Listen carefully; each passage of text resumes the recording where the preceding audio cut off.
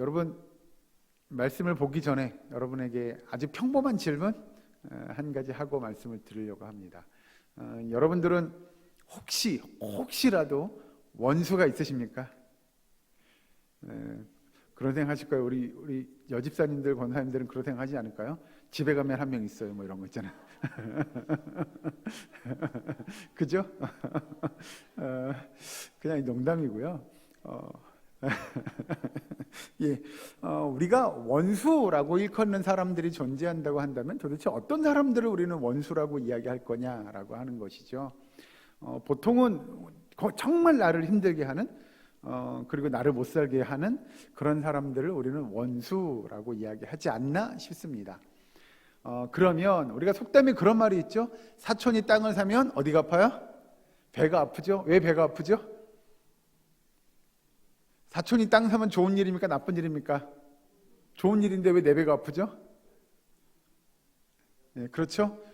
부러운 거죠. 그죠?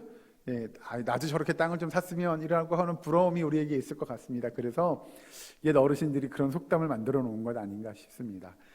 그렇다면 사촌이 그렇게 잘 돼도 배가 아픈데 아까 말씀드린 대로 원수가 잘 되면 어떨까요? 이건 뭐 두말하면 잔소리 아닐까요? 배가 아픈 정도가 아니라 이건 뭐 배가 터져도 막 어떻게 할 수 없는 그런 정도 아닐까요?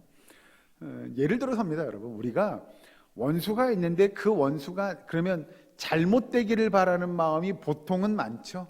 나를 그렇게 괴롭히고 나를 그렇게 못 살게 하는 이 원수 같은 존재가 잘 되기를 바라는 마음보다는 잘 못 되기를 바라는 마음이 보편적인 사람들일 겁니다.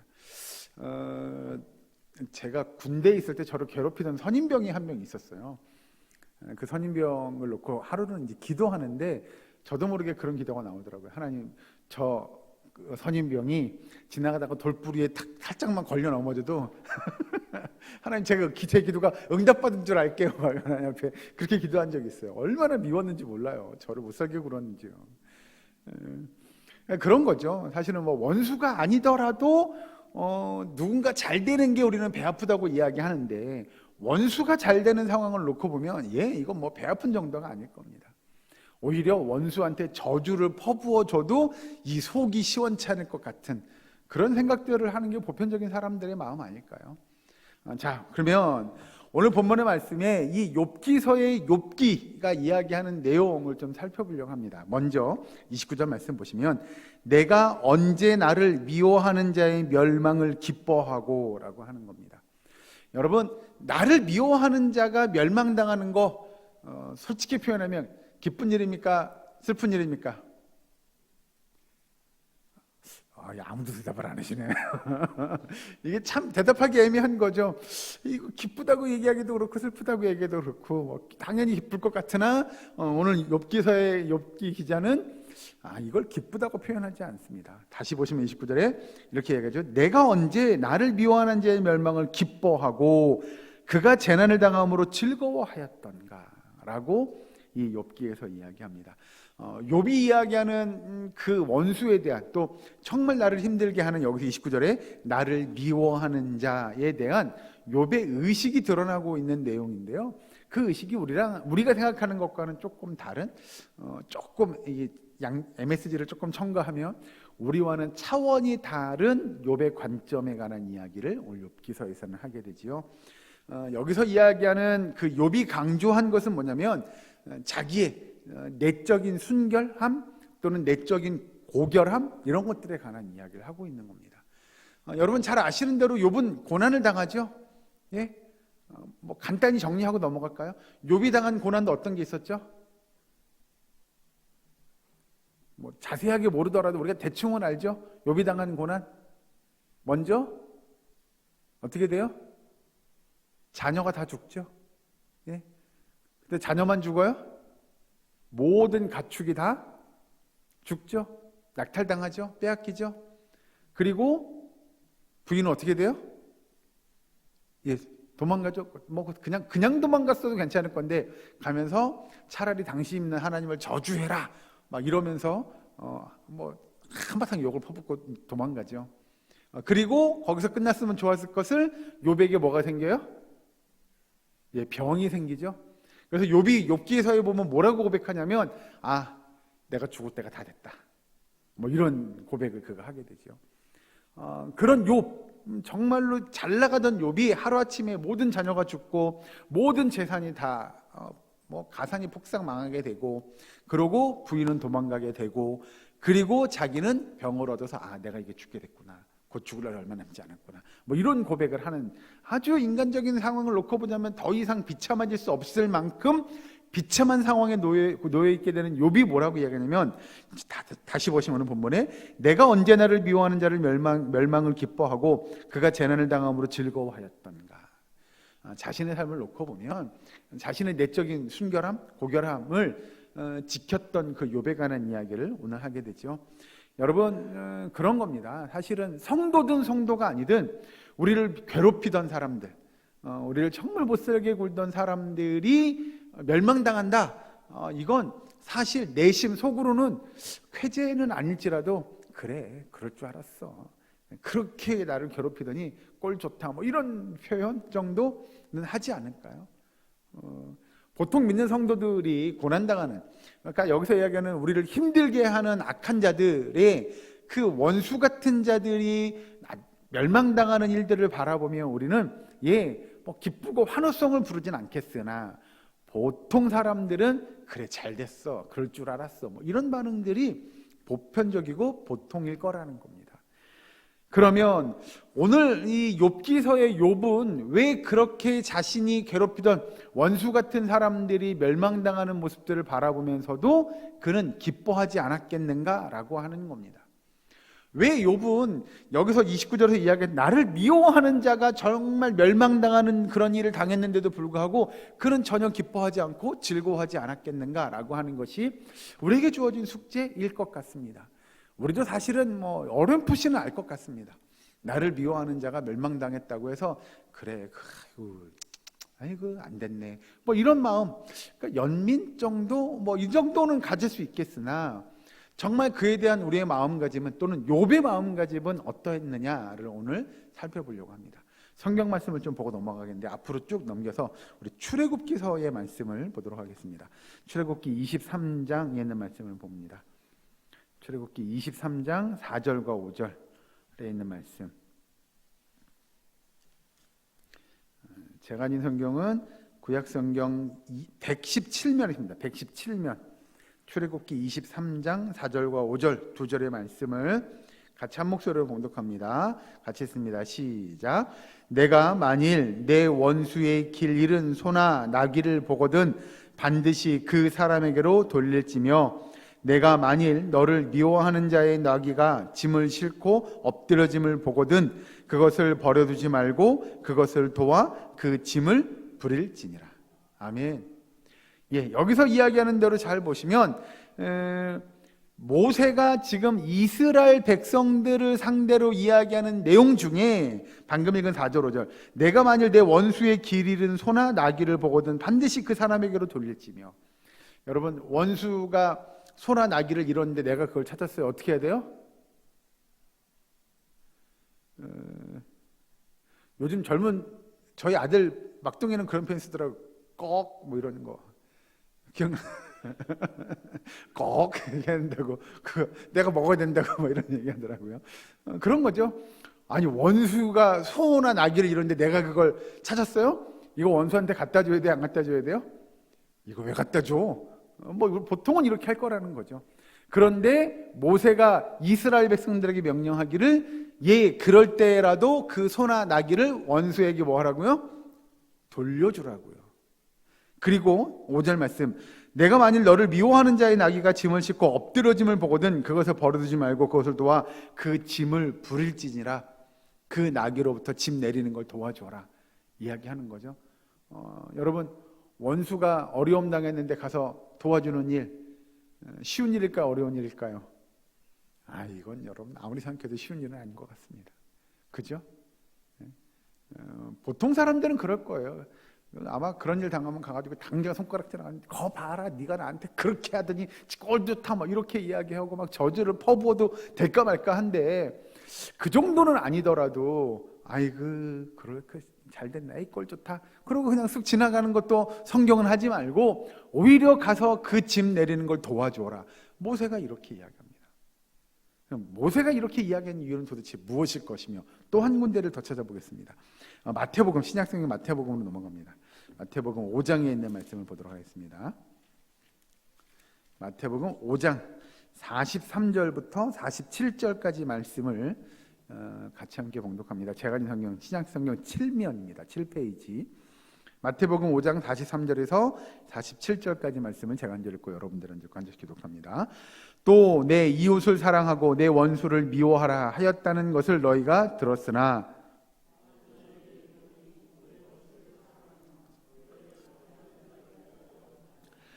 이같이 한즉 하늘에 계신 너희 아버지의 아들이 되리니 이는 하나님이 그 해를 악인과 선인에게 비추시며 비를 의로운 자와 불의한 자에게 내려주심이라.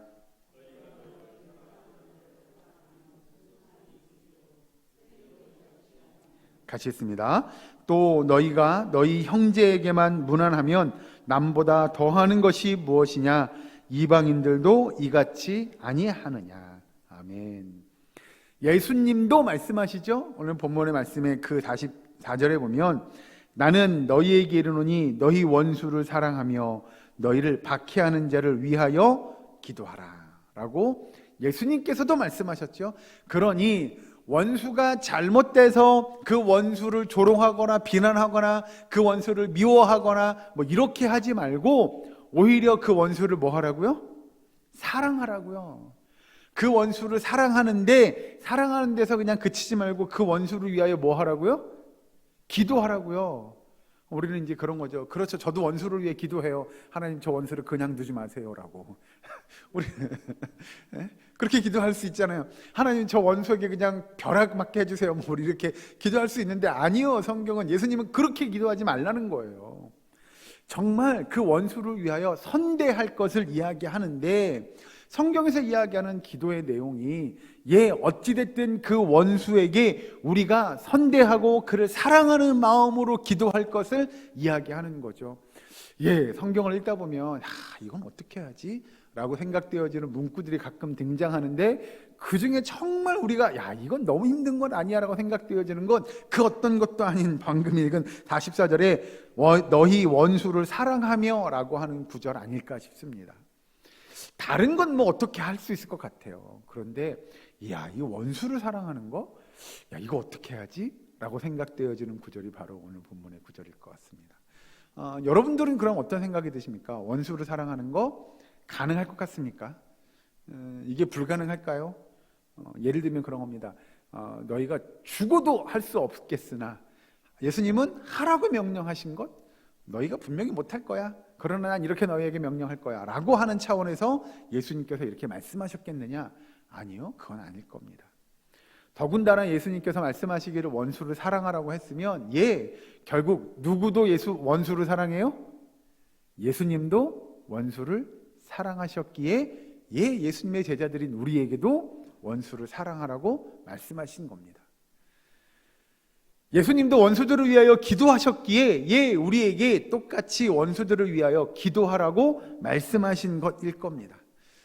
여러분 우리가 이야기하는 의로움이라고 하는 것은 우리가 연약한 자들을 돌보고 또 그들에게 필요한 것들을 공급해 주는 일일 겁니다.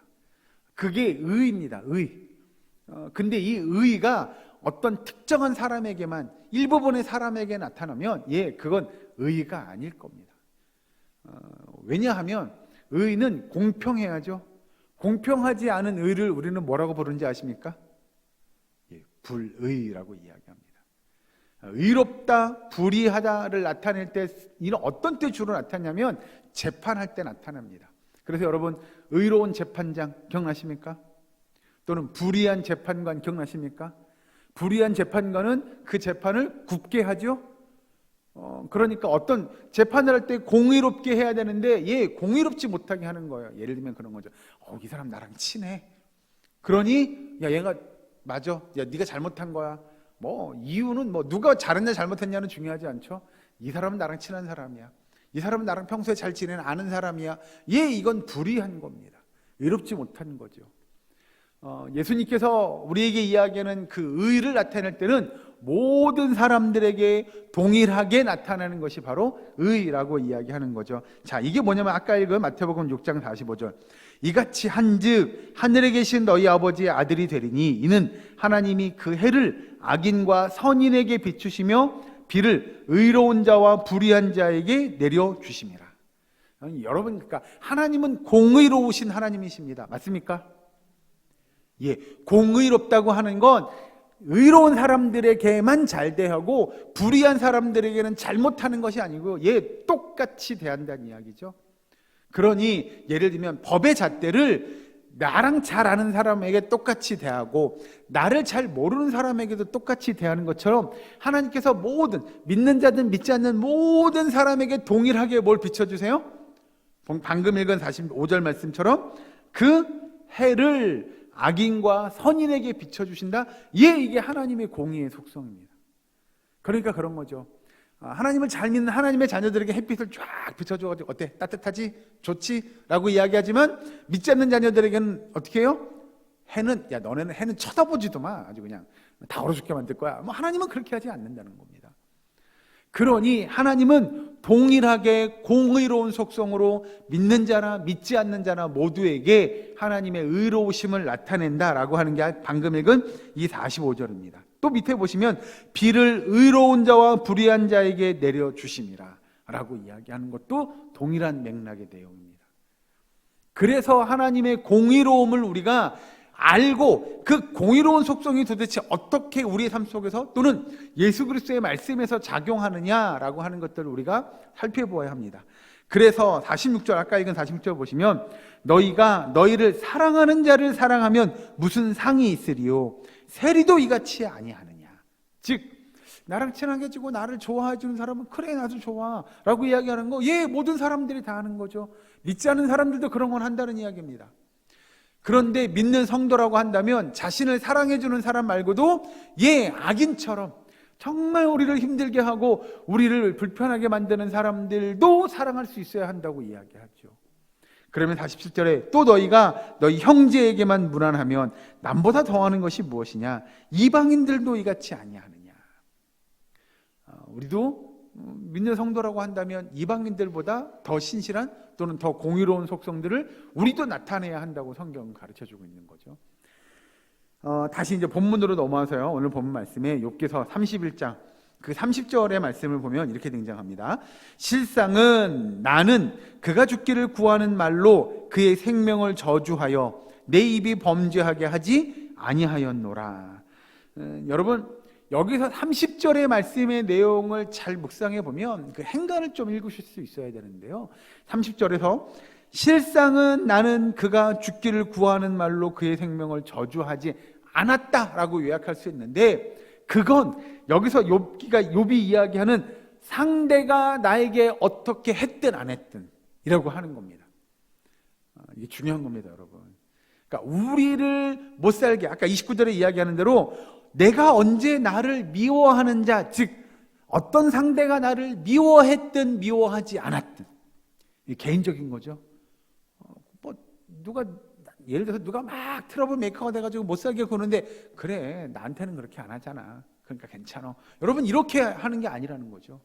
그러니까 어떤 상대가 나를 괴롭히든 괴롭히지 않든 또는 그가 사회적으로 큰 해악을 끼치든 어떻든 간에 본인은 어떤 한 사람도 그 사람에게 여기서 30절에 이야기한 대로 내 입이 범죄하게 하지 아니하였다라고 하는 건 어떤 누가 나쁜 짓을 해서 안 해서 또는 사회적으로 무리를 일으켜서 안 일으켜서의 문제가 아닌 나는 그 어떤 누구에게도 이해되시죠?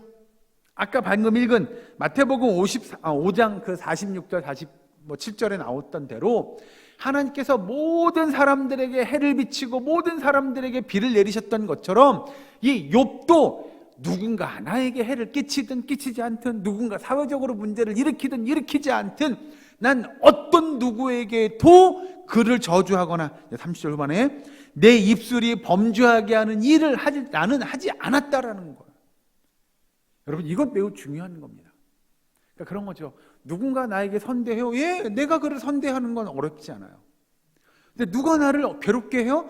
예, 이것도 가만두면 안 될 거예요. 그냥 막 나도 같이 맞받아 치고 싸우고 막 그냥 가서 욕지거리를 한 바가지 퍼부어주고 막 이렇게 해야 될 것 같은 생각? 예, 성경은 그렇게 하지 말라고 가르칩니다. 그래서 어떤 누구가 나에게 뭘 하든 하지 않았든 간에 우리는 그를 위하여 뭐 해야 돼요? 예, 사랑할 수 있어야 돼요. 우리는 그를 위하여 뭐 할 수 있어야 돼요? 예, 기도할 수 있어야 된다고 성경은 가르칩니다. 욥이 지금 하는 이야기를 잘 들어보면 원수에 대한 욥의 마음, 욥의 사랑은 우리가 다른 곳에서도 이해할 수가 있죠. 요즘에 마태복음 새벽 예배 시간에 마태복음을 이렇게 쭉 보고 있는데 몇 주 전에 들었던 여러분 말씀의 내용 중에 그런 내용이 있어요. 1만 달란트 빚진 자에 대한 비유 기억나십니까? 예, 어떤 사람이 주인으로부터 1만 달란트를 빚졌어요. 예? 가지고 주인이 야, 내가 너 그 1만 달란트 탕감해 줄게. 그러고 집에 가다가 누구를 만나요? 나한테 돈 꼬간 놈을 만났어요. 100데나리온. 여기서 1만 달란트라고 하는 건 여러분 사실 어떤 평범한 사람, 요즘으로 이야기하면 어떤 직장인이 갚을 수 없는 돈의 양입니다. 그게 어마무시한 돈의 양. 그러니까 우리가 내가 어떻게 해서든 그 빚을 다 갚을 수 없을 만큼의 은혜를 덧입고 그걸 다 탕감받고 집에 돌아가는 길에 100데나리온 나한테 꼬간 사람을 만났어요. 너 잘 만났어 오늘. 해가지고 야, 내 돈 내놔 이렇게 해가지고 예, 그렇게 하지 말라고 이야기하는 내용을 예수님께서 말씀하시죠. 이게 지금 뭐에 관한 내용이냐면 예, 우리도 이미 우리가 갚을 수 없는, 우리가 어떻게 할 수 없는 예, 죄의 용서를 받은 사람들이잖아요. 그때에는 우리도 죄인이었고 그때에는 우리도 악인이었습니다. 그런 우리가 하나님으로부터 죄 용서함의 은혜를 받았는데 누군가 우리에게 죄를 지었어요. 누군가 우리를 못되게 해요. 그렇다고 가가지고 너 왜 나한테 이렇게 힘들게 해? 라고 여러분 그와 시비 붙고 그와 싸우지 말 것을 이야기합니다. 그러니 내가 하나님 앞에 죄 용서함을 받았다면 누군가 나에게 죄를 지었어요. 그 죄를 뭐 할 수 있어야 돼요? 용서해 줄 수 있어야 돼요. 여기서 지금 이야기하는 욥의 내용은 아까 다시 설명하면 누군가 나에게 죄를 지었어. 29절에 이야기했던 이야기대로 내가 언제 나를 미워하는 자가 죄를 지었어요. 나에 대해서 그거 내가 아무 생각 없이 용서해줘도 된다는 이야기예요. 그러니 내가 그 때문에 죄를 짓지 않는 것이 훨씬 더 중요하고 내가 그를 용서할 수 있는 건 나는 이미 하나님으로부터 더 큰 용서의 은혜를 경험했기 때문에 우리가 그를 용서해 줄 수 있는 거예요. 이걸 다른 단어를 대입해서 설명을 하면 그런 거죠. 우리는 이미 하나님으로부터 우리가 감당할 수 없을 만큼의 뭘 받았어요? 사랑을 받았어요. 우리는 이미 그 사랑을 받았어요. 그런데 내가 누군가를 사랑하지 못해요? 어떤 사람을 사랑하지 못해요? 이건 어불성설이에요. 말이 안 되는 얘기예요. 하나님으로부터 이 많은 사랑을 받았는데 나도 저 사람에게 요 많은 사랑 정도는 베풀 수 있어야지 않겠냐라고 하는 것이죠. 그래서 욥이 지금 이야기하는 오늘 본문의 내용에 그 악인에 대한 이야기는 욥은 이미 깨달았어요. 내가 하나님으로부터 받은 은혜가, 공의로움이 또는 하나님으로부터 받은 사랑이 어마어마하다는 걸 그는 알게 됐어요. 그런 사랑을 받은 내가 감히 어떤 누구에게 내가 그를 정죄하고 그를 용서하지 못해? 이건 말이 안 되는 거예요. 그 사람이 날 좀 힘들게 한다고 내가 그를 용서하지 못해요? 그를 사랑하지 못해요? 이건 말이 안 되는 것임을 욥은 깨달았어요. 그러니 욥이 지금 이야기하는 대로 30절 다시 보시면 실상은 나는 그가 죽기를 구하는 말로 그의 생명을 저주하여 내 입이 범죄하게 하지 아니하였노라. 바꿔 표현할까요? 나는 나를 괴롭히는 자를 위하여 그 어떤 한마디도, 저주의 한마디도 내뱉어서 내가 주님 앞에 다시 죄를 짓는 일들을 범하지 않겠다고 욥은 각오를 다지고 있는 겁니다. 여러분, 우리의 삶은 어떻습니까? 우리도 욥처럼 그렇게 내적인 순결 또는 내적인 고결함을 유지하기 위하여 열심히 경주하고 있습니까? 성경을 한 군데 찾아보고 말씀 마치겠습니다. 로마서에 있는 말씀 봅니다. 로마서 12장 17절 말씀. 신약성경 로마서 12장 17절 말씀. 257면입니다. 신약성경 로마서 12장 17절 말씀 같이 한 목소리로 함께 봉독합니다. 시작. 아무에게도 악을 악으로 갚지 말고 모든 사람 앞에서 선한 일을 도모하라. 아멘. 예, 여기서 굳이 여기 방점을 땅 찍자면 어디다 찍어야 돼요? 모든 사람입니다. 모든 사람입니다. 이 모든 사람은 나를 선대하는 사람뿐만 아니라 나를 힘들게 하는, 나를 괴롭게 하는 사람들 앞에서도 뭘 도모해야 돼요? 선한 일을 도모할 수 있는 저와 여러분 되기를 주 이름으로 축원합니다.